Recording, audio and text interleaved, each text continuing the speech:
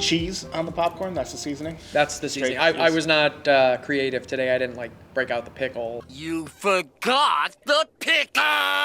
But that's a classic.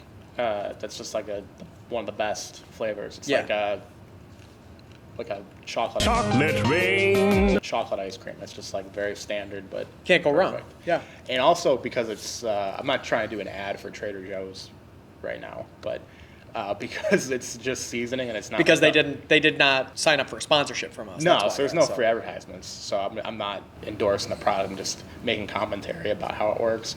It's not like okie dokie cheesy popcorn that gets all over your fingers. Yeah. I can't. I used to eat that stuff as a kid all the time, but I can't do that. Cheetos, even Doritos, is like the Did you go with the cost spicy kind, the spicy okie doke, or was it just the regular? No, just regular because it's like that neon orange. Yeah, and it's not worth it to me. No, I mean clearly not. No. No, but this is. But this is delicious. They did a very good job of cultivating such a unique cheese experience. Not an ad though. Not an ad. Another unique experience that's worth your time. They call that a transition in the business. It's not unusual. Allow myself to introduce myself. Danger Powers personal effects. Actually, my name is Austin Powers. Danger's my middle name. Austin Powers, 97's the original, then the sequel comes out shortly thereafter, then the Gold Member, the third one. Yeah. I feel like these movies had such a big moment where when I was growing up, these were the funniest. I don't know if I remember when the first one came out, like the moment it came out, but it was on TV a lot. I watched it pretty young, then watched the sequel. I remember when the third one came out. I'm pretty sure I might have seen it in theaters actually, or shortly thereafter. But these were like the biggest, almost how like the Hangovers were in the late 2000s, early 2010s. It felt like almost that level of fame. But then when you look back on the movies, a lot of people involved didn't like what Mike Myers was huge, and I don't know what he's doing right now. I don't know. I mean, I don't know if he's doing much of anything right now. Well, he did do the break off. It's a show, but it's not a break off, but it is. But it's from So I Married an Axe Murderer. Yeah, the Pentaveret. Yeah. He did that. I think it's by choice because he's so talented and so funny and was so big. Yeah, that it has to be. I could have probably looked it up before we started talking what the deal is, but it's got to be by choice that he just isn't super active, which I respect. That's good. I mean, you don't have to. You don't have to be like Nick Cage, where it's you've lost all your money on rhino horns and mummies and things like that. That you have to. Oh, and dinosaurs. Did you know that he bought like a dinosaur bone? Like Nick Cage. Bought Nick Cage, dinosaur? yeah. Like, did he steal it? I'm gonna steal it. What? I'm gonna steal it. Dinosaur bone? He did not steal it. It was not from National Treasure or whatever the series is. But he, like all of his money troubles are ridiculous. He spent so much of his money and then owed so much in taxes that's why he's done all of these movies recently, is because he's got to find a way. It's kind of like Wesley Snipes. He did that too. Wesley Snipes had a huge tax bill. In order to make up for the tax bill, he had to do like a whole bunch of movies that he probably didn't want to do. Yeah, that's what happens. Yeah. So yeah, it might be a responsible decision not to. He's just enjoying life. I have no idea. I haven't done the deep dive onto what Mike Myers is up to. He was in Inglourious Bastards for like 3 minutes. Down with Hitler. He was? Yeah, he's a British. It's the weirdest cameo. He's just like a British officer, and he's in a scene, and you wouldn't know it's him. Interesting. Yeah. I clearly don't know that it's him, but that raises the interesting question of if he is an Anglophile.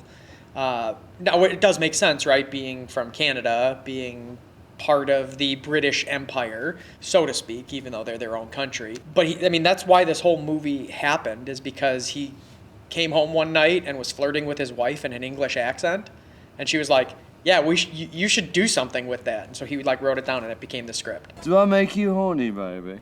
I didn't know. That's funny. It makes sense, right? Like Canadians and British people, and yeah, I assumed the genesis of the film wasn't that deep, so No, I that mean, tracks. clearly not. It was just, you know, he wanted to make something like a joke out of the like James Bond series. Yeah. And so he did. Do you consider it like a parody, like a James Bond parody? Because it's based off it, but I think it. To an It's not a extent, straight spy. but I also think it's hilarious because this caused James Bond to change the like tone of James Bond. So like in the 90s when Pierce Brosnan was James Bond, it was a very different James Bond than Daniel Craig in the past however many movies he's done. And so like even Daniel Craig said, because of this movie, they had to change James Bond and make him like gritty. He's literally hitting the gritty right now. Make him like grittier and darker and because otherwise it was too close to like Austin Powers and the Sean Connery James Bond, which was kind of a joke in and of itself. I mean, good movies, enjoyable, but like still kind of. Are you a big James Bond guy? I wouldn't say I'm a big James Bond guy, but I mean, I know the movies. I never was. I enjoy them. I feel like I would enjoy them, but I never really got into James Bond. I mean, they're it's not like flipping the channels and turning on I don't know, Inglourious Bastards or Django Unchained. Or something like that, and just like finding a James Bond. Although I think that they do on like TMC or some of these other. Yeah. I mean, I can't speak firsthand because I don't have cable, so I can't tell you. But I feel like they've done like James Bond weekends where it's like just James Bond wall to wall. There's one streaming service that has like a fuck ton of them. I want to say HBO. That's right. I don't think it's all of them, but it's all of them from the thousands or the 90s. Like all the ones like Pierce Brosnan. Yeah, the more modern ones. Yeah. But I never really got it because it just seemed like they came out every couple of years and they always had a stupid name, like Die Again Tomorrow Yesterday and like all this shit. That it felt, as a kid, for some reason, it felt dumb. Yeah. But then going back and watching some of the old ones, I think I would be more into it. But I've seen all three Austin Powers movies way more than I've seen any James Bond movie.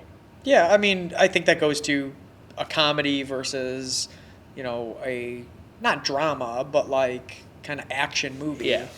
I played the video games though.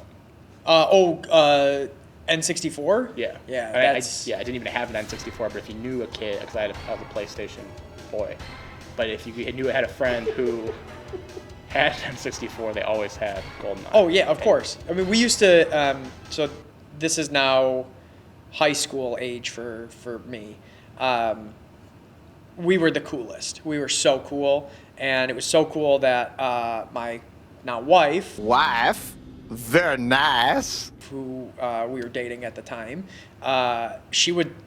we would go to my buddy's house, and we would all be playing like Bond or something, and the girls who were dating the guys would just sit around and watch us play video games. Is that why she married you? Because yes, that's exactly why she married me. She knew in that moment. She knew. She's like, that guy is so good at James Bond N64. He's coming in second place in this. I gotta lock that one up. That also came out around the same, like probably like 94. Yeah, it was probably Mid-90s. Yeah, mid-90s. Yeah. So when you would play, did you have rules like you couldn't be odd job?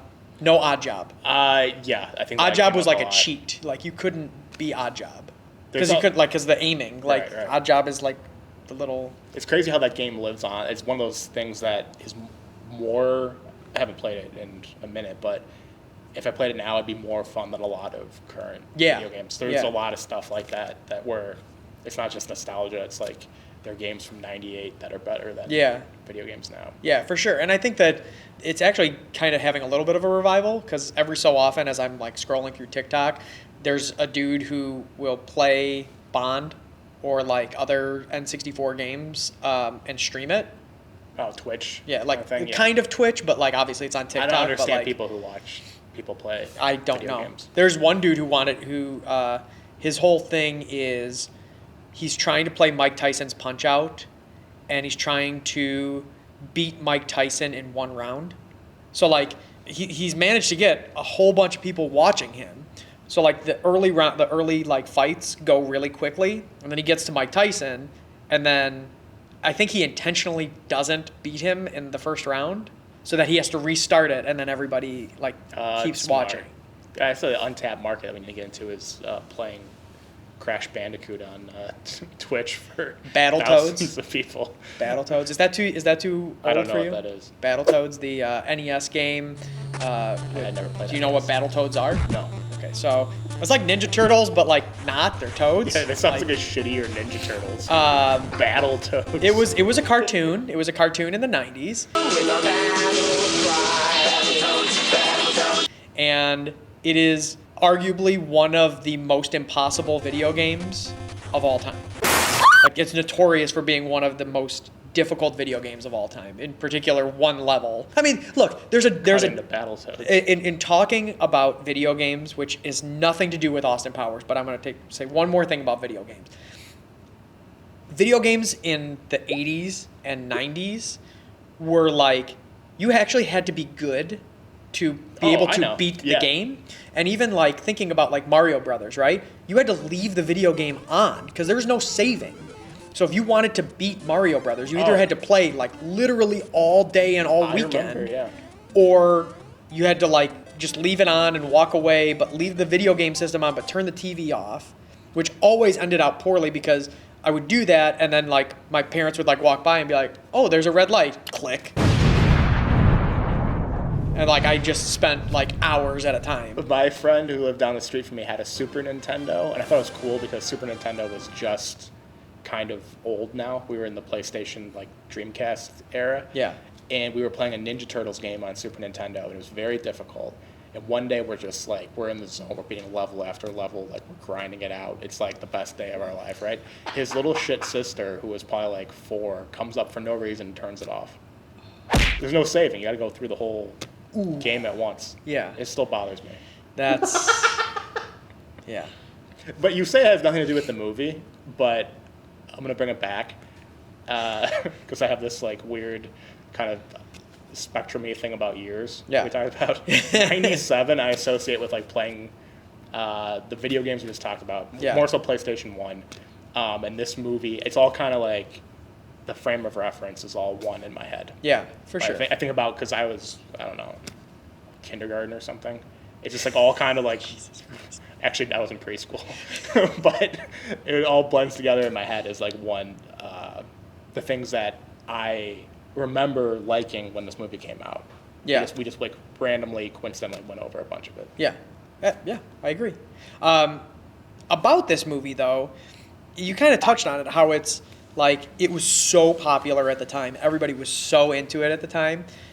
And now if you look at it, how stupid a lot of it was. So like we talk about, stupid, yeah. like we talk about the quotability, right? And this movie, for its time, was very quotable, right? Like all of the yeah, baby, all of the, Oh, behave. all of that stuff, which turned into like T-shirts and tchotchke crap. And now if you go back, you're like, well, that's not a quotable thing. Like, why were we quoting that the way that we did? Yeah, that's what I'm saying. It had a big moment that lasted for years after the movies came out. Yeah. And it just kind of faded. I don't think this... We've talked before about other films or film franchises, like how would it hold up with Gen X and then whatever comes after Gen X. Or sorry, not Gen X. Gen X. Gen X is... Gen Z is the Gen one Z. I'm talking about, the Yeah. children. Whatever comes after that, if like The Hangover will resonate with any kid, I don't think it will. Yeah. And this is kind of like the same idea. Like I kind of forgot about Austin Powers. Yeah. It's not available on streaming for free presently. I know that's just because I looked recently. Is it on Peacock? You say peacock and no one bats an eye. I don't. I mean, think since it's so. like I think it's Pretty since sure it's it's Mike not. Myers, that it's tied to SNL and NBC. We can fact check, but I don't think it was because I think you had to pay. If it's $2.99, I'm out. Yeah. Well, I I mean, don't rent anything. I don't want to rent or buy anything. Yeah, it has to be free. Yeah. And I wanted to watch this recently, and it wasn't available. But it's one of those things that because when it came out, it was so big that I would have thought it's available anywhere for free. Yeah, I agree. Speaking of dated, the director of this movie, because he put in an AOL reference, You've got mail, baby, yeah. got a free year of AOL service. Oh, nice. So it came out like a little disc. I mean, I was gonna say like he could have just used the disc Yeah. and gotten the free year of AOL service instead of putting it into his movie. But for you, where like the internet was always on, essentially. That's not true. I remember having to make sure my parents were not using the phone. Well, I mean, what when you were in kindergarten? Yeah, like in the 90s, yeah.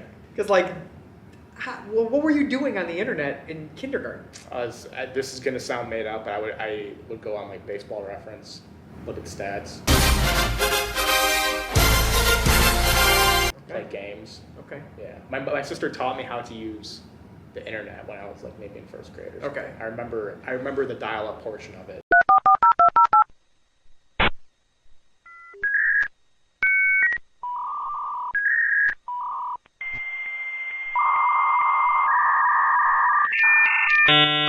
You've got mail, baby, yeah.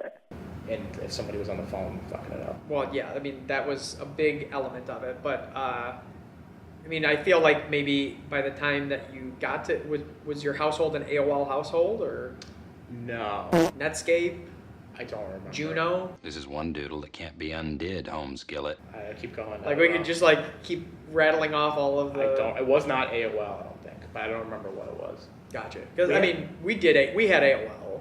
SBC Global, is that? SBC Global, yeah. I mean, that was Yahoo, like Yahoo's... We all had SBC Global email addresses. in the Yeah, so it's like through 30,000s. Yahoo. Wahoo! I still have mine, actually, because when I signed up to join the Cubs season ticket waiting list when I was in 7th grade, Yeah. that was my email. I had made an email address in junior high so I could do that, right? And I got called for the waiting list, and it was through that email address that contacted me. I don't use it for anything else. And they won't let me change it for some reason. But the email address is so dated that, and I'm in a season ticket like Facebook group where we all talk about stuff, and other people are having this, other older people, like in their 80s, are having this problem, where that Yahoo is fading out, which is AT&T now. Yeah. It's getting rid of SBC Global email addresses. Yeah. So, like the Cubs are one example, but I'm sure there are plenty of other things where like it just doesn't work. I don't get the emails like bounce back all the time because the email address, that SBCglobal.net, is just being faded out, and I still have it. You're screwed, I guess. I can't even log in because it's through AT&T. They won't let me. I go to AT&T.com and I try to log in. They're like, you don't have an account with us. I'm like, and I have to, every time I log in, I have to contact AT&T and explain them the situation. I had an SBC Global account, and then it was Yahoo, and then it was AT&T. Like, I understand this is dated, but I need to get my email address. Yeah. This happens like once a year. Well, anyways, AOL was a big thing. I mean, obviously. Oh, well, yeah, for sure. I mean, if you didn't have AOL itself, you did have AIM. And then definitely, like, in college, that was... AIM was gone by the time. By the time you got it, by the time you were there, yes. But, like, for us, that was, like, a big thing. And you had, like, always on. We had it on when you were in college. And, like, that was how you told people where you were. Because you didn't really have cell phones or anything. Like, here's my away message. Like, hey, I'm going here. Or... I still remember the sound that you sent a message. It was do-do. Yep. Do-do-do. What is that melody? Do-do. Do-do-do. Yeah. That was a big deal in like junior high. Well, in the 90s, it was a big thing to, like, change the sounds. So, like, you would change the sounds so it wasn't just that, like... Yeah, I threw the door open and door closed. Yeah, like, you would change it, and it would be, like... I had a whole bunch of, like, Simpsons ones that would be, like, Homer drooling or, like... This is what was powerful back when Austin Powers... This was huge when Austin Powers was banging. There's just a lot that's kind of, like, dated in a weird way, because of Mike Myers... Seth Green, I thought was going to be huge. I mean, he kind of... Right now, I would say if you asked 100 people at random, I think Seth... They probably wouldn't know, but if you said, hey, do you know who does Robot Chicken? Yeah, but he's not, like, front-facing, because it's an animated... Well, I know, but, like, that's what you would say, and they'd be like, oh, yeah, that's that guy. Oh, and then then you would follow up with it. He also had a pretty nice movie career in the early 2000s. They'd be like, oh, I didn't know that. Well... But people haven't seen Without a Paddle. Was that the one with where the guys go on the camping trip or whatever? And I think I'd only seen that one time. Yeah, it's not good. But him, and then the idea of somebody playing multiple roles in a movie.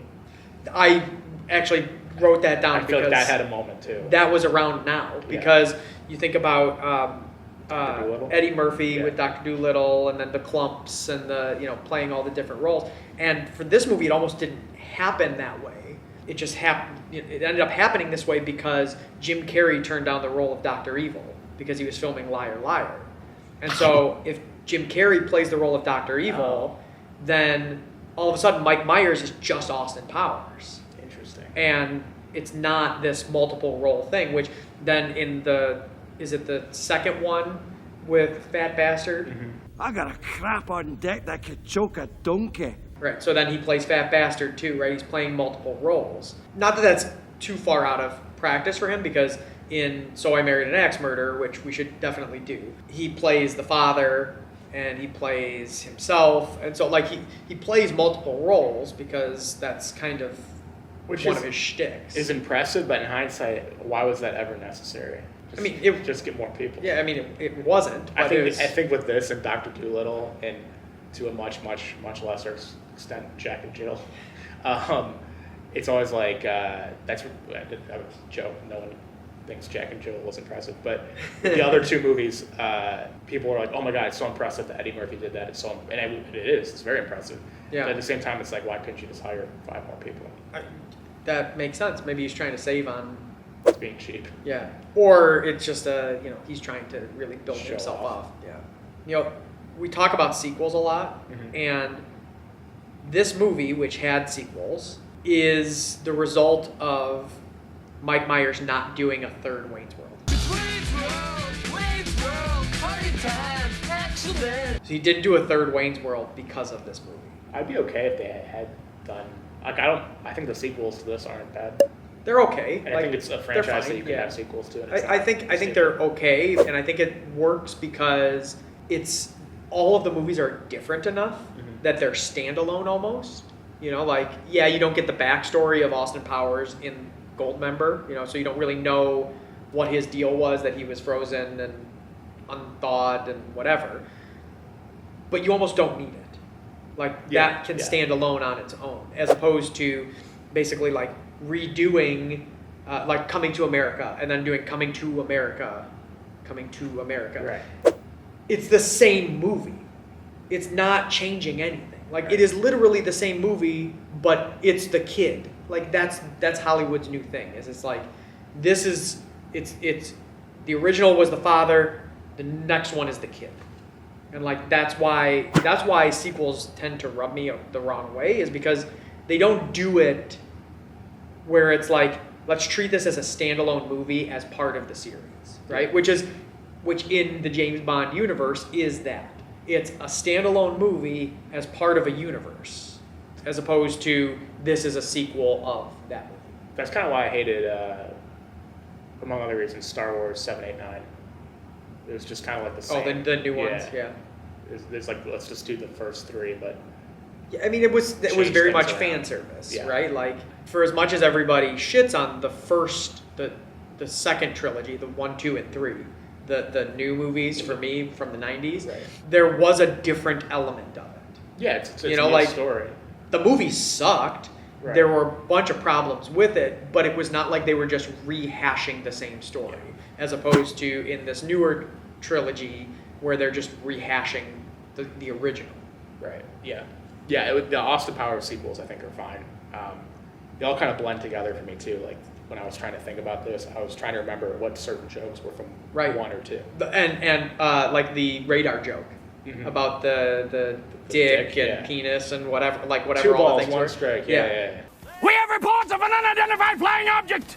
It is a long, smooth shaft, complete with 2 balls. What is that? I thought that was from this one. Yeah, it's from 2. It's right? from 2. Yeah. And then they rehash it in the third one too. Right. Like they tell the jokes kind of repeated. But like I had the same thing. So funny when I was little. Well, that's for sure. But also, it's kind of the way that they play it off of each other. Like it was kind of a good joke. Yeah, I like these movies. Yeah, I mean they're good.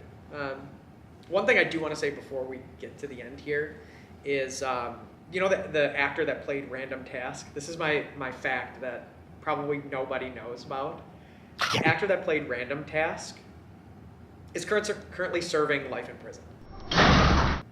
Did he kill somebody? So no. Well, yes and no. Okay. So he tortured a 19-year-old in 1990 But this movie came out in 1997.